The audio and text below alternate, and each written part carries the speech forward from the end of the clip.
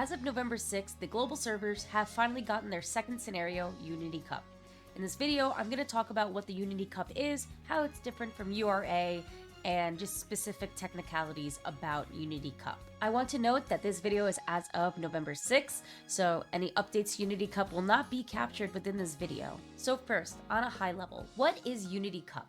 Basically, it's like the first scenario, URA, meets the team trials. And when I mean team trials, I mean, the side thing you can sort of do outside of scenarios where you pick your team and you sort of race in different categories like sprint, medium, mile, etc. It's like the same exact idea, except now we apply it to a scenario.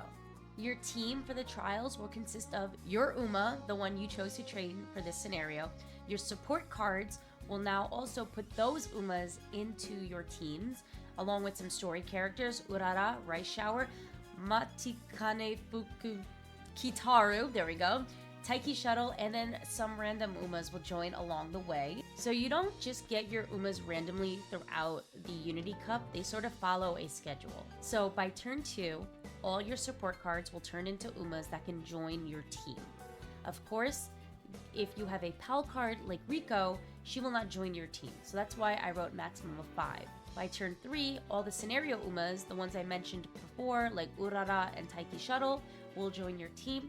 Of course, if you have a scenario Uma as a support card, or if you have it as the main horse you're running, then they will not technically, they'll already have joined your team. So that's why it's a maximum of 9.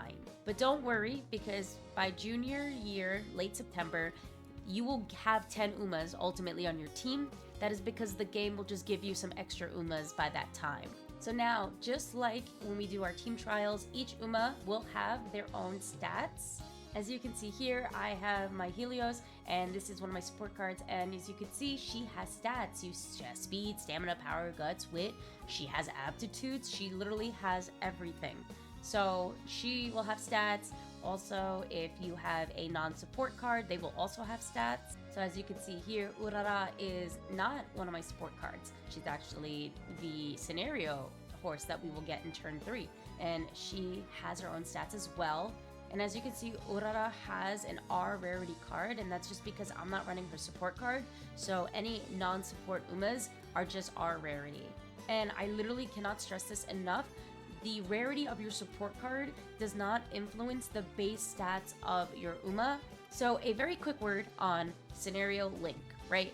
So it is sort of important for this scenario for 2 reasons. One, if you use the scenario card, so if you use like a Taiki Shuttle card and Rice Shower card, etc., then you will get a +1 in all your stat bonuses for special training, and upon the Soul Explosion, I will explain what a Soul Explosion is soon, I promise you. And then the next thing is you get access to these skills, right? So if you run a Taiki Shuttle scenario card, or if you run her yourself, you can get access to the skill Mile Haven. Urara gives you Indomitable, etc. Now there's a difference. If you run the Uma herself, then you get +3 hints to that skill. If you don't run her, but you run her scenario card, then you can get +1 to that hint. So it's still pretty good. And the event that decides which skill you get is if you have that scenario Uma either as a support card or if you're running her yourself, there's going to be a thing where they're like, hey, let's choose a team name. And if your Uma happens to be on there, then as you can see here, I ran Taiki Shuttle. I can choose the Happy Hoppers like Taiki suggested, and that will give me access to Mile Haven eventually. However, if you do not run any scenario linked cards or characters at all, you will just only have to choose Team Carrot. And if you choose Team Carrot, you will get access to the No Stopping Me skill, which increases maneuverability when the way ahead is blocked in the last spurt. So it's not a bad skill to have. It's just if you're looking for a specific skill, you might want to run that scenario linked character.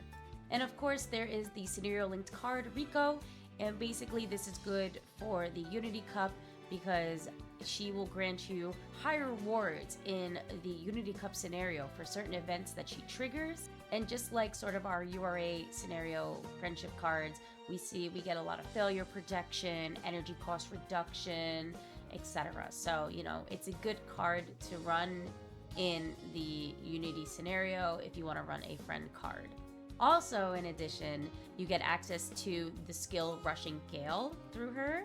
And finally, you get access to dating her. Dating her will allow you to, instead of running a date or recreation with your Uma, you can choose to do something with Riko instead. This will increase her friendship to you. This will give you some recovery, some mood, some skill points, some bonus to stats, etc. And you get 5 of those. So now let's talk about how to train the Umas for our team, right? So basically, you will do your normal trainings in your different places, so like speed, stamina, etc. And then sometimes you're gonna see this white flame appear with like the 2 orange up arrows. And that means that your Uma for your team is available for a special training, right? So as you can see, I'm in this power facility, and Kita-san Black has the little white flame I just described. That means she could do a special training, and what that means is she will get a stat bonus to all of her stats, and it'll give an extra bonus to the facility you worked in. So in this case, Kita was in the power facility, so she'll get even more in power. So as you can see, the top one is before her training, and the second one is after her training, and you can see all of her stats had increased, and you can see there was a particular higher increase to power because we went from 126 to 158. That's a 32 increase, which is the highest increase, and that is because, again, we trained in power. So basically, clicking those special trainings is the way to increase the stats of your team member.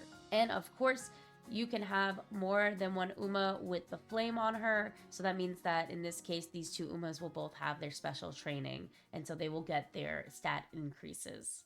After you do 4 special trainings on a particular Uma, they will have access to something called a Spirit Explosion. The Spirit Explosion looks like above. As you can see here, my Vaca, her gauge is now fully blue and it's highlighted, so it's on fire. You can see that instead of the white flame, we now have the blue flame, and we have 2 yellow arrows pointing up. That means she's ready for her Spirit Explosion. However, just remember that just because you already did your 4 trainings doesn't mean that they will have their Spirit Explosion right away. You can see my Aishin Flash. She has her stuff ready to go, but doesn't have the blue symbol with like the 2 yellow arrows pointing up. That means that she does not have a Spirit Explosion yet. So now what does a Spirit Explosion do? Well, first thing it does is the Uma that caused the Spirit Explosion will get massive stat boosts. So as you can see from the above chart, where you do your Spirit Explosion does matter. So the Uma that's exploding, let's say I did Vaca in power, right? So she would get plus 80 to her speed stat, plus 110 to her stamina, 150 to power, 80 to guts, and 70 to wit. Now these above are actually just base increases. These numbers can be even higher depending on the Uma you're actually running. So in the scenario I'm sort of showing, I was actually running Summer Maruzensky, and she has a 15% to speed training and a 15% to wit training, and this will actually affect your Spirit Explosion for your exploding Uma. So instead of actually getting 80 speed, the Vodka actually got 80 speed plus 15% extra. And her wit wasn't just 70, it was 70 plus an additional 15% extra. So as you can see here, for wit, let's say, she was originally at 181 and now she's at 261. She went up by 80. So if we took 70, multiplied it by 1.15, we would get an additional 80 to her wit, not just 70. So the base Uma you're running in general will also just affect the exploding Uma's stat gain. In addition to the exploding Uma getting stat boosts, your Uma that you're running will also get a stat boost. It just won't be as high as the exploding Uma. And then finally, you'll get a random skill hint that'll be from the pool of skill hints related to that Uma's card. So because I ran Vaca's SSR, those are the hints from her SSR.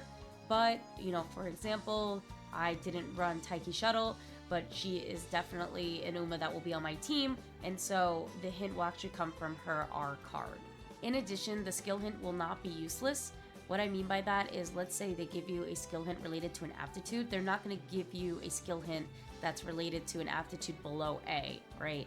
So if I'm running, say, in Sky, right, she doesn't have an A in Sprint, so they're not going to give me a skill that has to relate to Sprint. They'll give me something related to like maybe long or medium or whatever her A aptitude is in. I do also want to note that spirit explosions and stuff like that will cost extra energy depending on the number of explosions and number of flames. So just remember, number of explosions is kind of nice, but it will also take a lot of energy. So just be aware of that.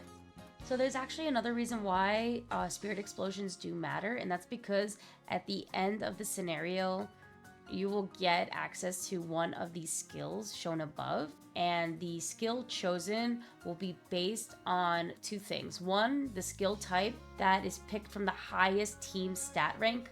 So like for example, if that person has like really high speed, it'll be one of the speed ones. If it's stamina, it'll be one of the stamina ones, etc.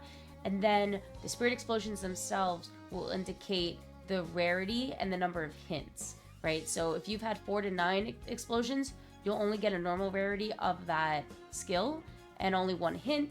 But if you did 13 or more, you'll get a gold rarity and 3 hints. So that's another reason why you want more spirit explosions. So the training level of the facility is actually not based on the number of times you use that facility. It's based off the stats of your entire team.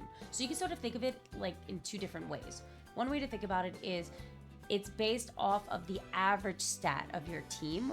So for speed, let's say, if the average stat is above 510 but less than 610, then the training level is going to be 4. But if they're only around 200, then the training level of that facility is going to be 2. Another way to think about it is just the average team rank of that skill.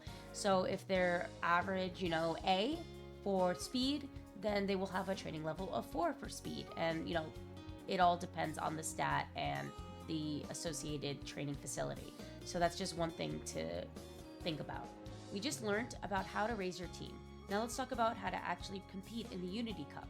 So it is considered a different objective, so it gets its own timer as shown above, and it is every 6 months. It is late June and late December. Now what I like about the Unity Cup is, unlike an objective which takes a whole turn, it actually happens at the end of a turn. So as you can see above, it says Unity Cup begins at the end of the turn. So you're not actually losing a day, which is really nice. So as you can see, this is what your first Unity Cup will look like. It'll say you're ranked 30th. Wow, so good. And it sort of looks like team trials, where you can click the team and you can change around your team. And as you can see, after I click team, you can see how my team is distributed. It's sort of like, again, team trials. And you can click auto select and just have it auto select where it will go, just like we have for team trials. If you want to change around, who's where, you could of course do that. If you're the type of person to micromanage that, you might want to select auto select off. And that is because if you don't do that, then every time you do a new Unity Cup, so the second one, they'll change your team around depending on what they think is the best. You do actually get a warning about this. In the very first Unity Cup, you get this: team members have been auto-selected.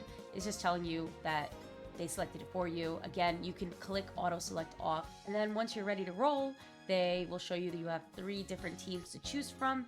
And as you can see, the harder guy, right, the rank 24, Team Tenacity, if you win, you'll become rank 22. But if you choose the easiest team running into tomorrow, you'll only go to rank 28. And then once you select a team to compete against, it'll tell you your odds of actually beating them in each category. So, double circle is obviously the best. If you see an X, that means you're probably not winning. So you might want to look at your team distribution and see if you can fix that.